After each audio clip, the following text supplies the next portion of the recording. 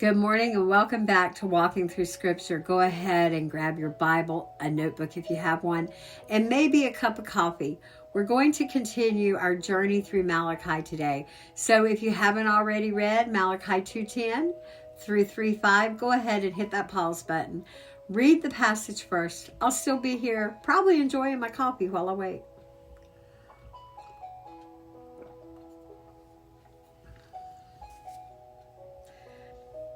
Welcome back. We're going to pray together before we jump in. Father God, thank you so much for the opportunity to study your word together.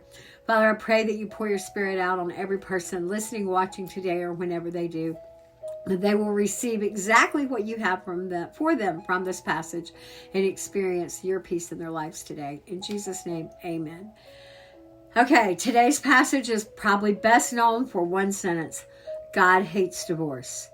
Because of that, this passage can be very painful for many people. Some of us watching have experienced divorce. Others have lived through betrayal. Some have stayed while someone else broke the covenant with them.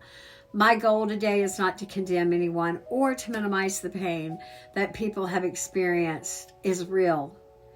My goal is simply to understand what God is saying through His Word.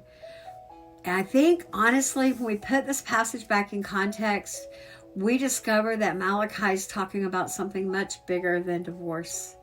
He's talking about broken covenant. There's more to the story than what we think we know.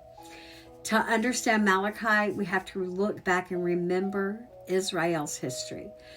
Throughout Isaiah, throughout Jeremiah and Zechariah, God repeatedly called His people back to Himself. Because instead of trusting Him, they had trusted foreign nations. Instead of remaining faithful to His covenant, they had worshipped idols, not Him. Instead of depending on Him when things got rough, they depended on Assyria and Babylon and other surrounding nations. The outward problem changed over the years. What was going on that was causing them to break covenant? But the heart stayed the same. God's covenant people kept breaking covenant. And that's the backdrop for our passage today. So what does this passage reveal to us about God? The first thing we learn is that God is faithful to His covenant. Malachi begins by asking this question: don't we all have one Father? The issue isn't simply marriage. The issue is covenant faithfulness. Marriage is an illustration because marriage itself is a covenant relationship between two people and God. When Judah broke faith with their spouses, they were reflecting what had already happened spiritually. They had broken faith with God. Throughout Scripture, God often compares His relationship with Israel to marriage.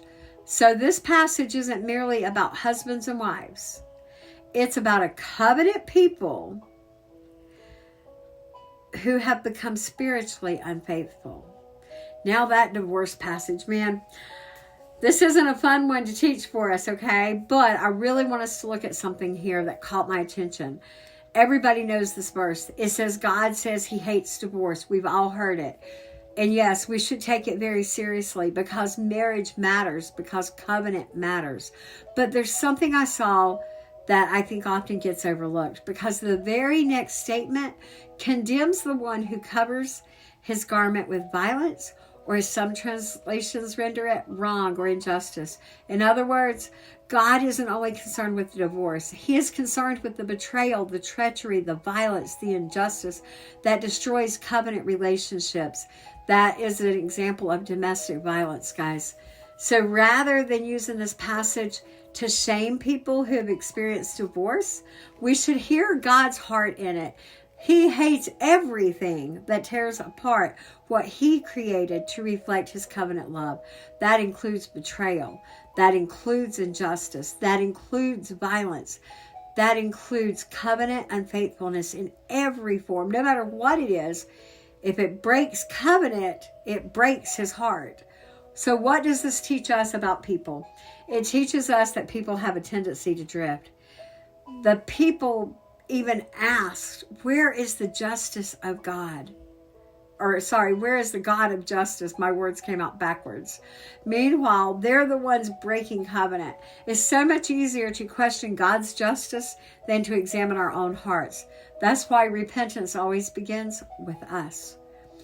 So how do we respond to this?